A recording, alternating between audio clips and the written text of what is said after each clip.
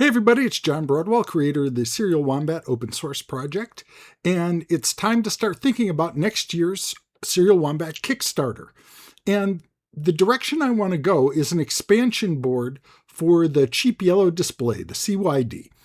I'm going to show you a prototype that I've created, and I'd be interested in getting your feedback. If you're a CYD user, what would you like to see in this board? Leave comments down below. Tell me what you think I did right. Tell me what you think you'd like to see in the board that I'm going to develop.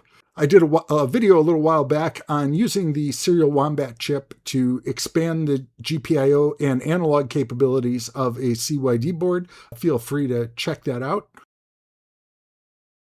So the CYD is, typically an ESP32 board. I'm going to be targeting this particular variety right here, which is available from DIY malls on Amazon. It's a good general purpose resistive touchscreen board. It's affordable. But most importantly, it's really well supported by the people over at Random Nerd Tutorials. They've got an ebook you can download there that is just really spectacular, that does all kinds of great things with this exact board. So there's a lot of momentum around this particular variety of the CYD board.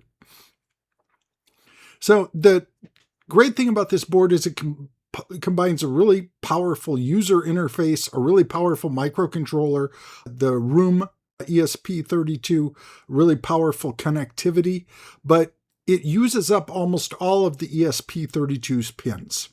Fortunately, on the backside of this board, there are a couple of expansion ports, and one of which has ground, power, and two lines that you can use for I2C, which makes it perfect for attaching to Serial Wombat chips, which are specifically designed to add expansion capability to a smart host, such as the ESP32 that is part of this particular board.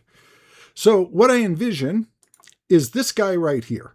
And this is a board that is designed to go on the back, and it connects up through a 4-wire 1.25 JST connector into one of the existing connectors on the board.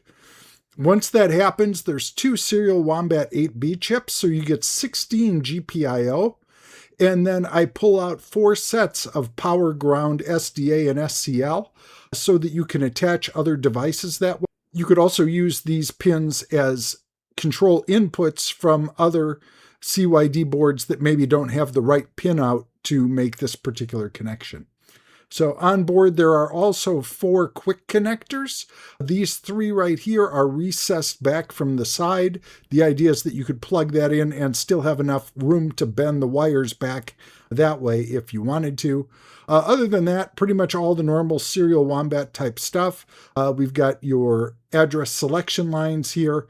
This will come with a different address than 0x60, because the anticipation is you may want to connect up other Serial Wombat boards. I know I've got it marked as a 60 here, but probably like the Shao boards, it'll probably start at 64 is my guess.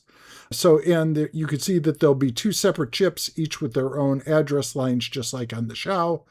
An enableable LED and power LED, and the pull-up resistors will be turned on by default because the assumption is that you'll want this board to add them. Otherwise, they'll be over here at the edge in a box where you can easily nick them off with an iron if you don't want them. So that's pretty much it. I anticipate also coming up with some kind of a 3D printed STL that you could print that will act as a spacer for this particular variation of the CYD board. And tell me what you think. And tell me what kind of price point you think would be reasonable for something like this. The board itself is $20. This is going to be a fairly expensive board because of all the through-hole components and connectors. Those tend to drive the price up a little bit. I'll have to put in some spacing between the boards to accommodate those in assembly, things like that. But, tell me what you think. Is this a good layout? Looking at it, is there something that you do differently?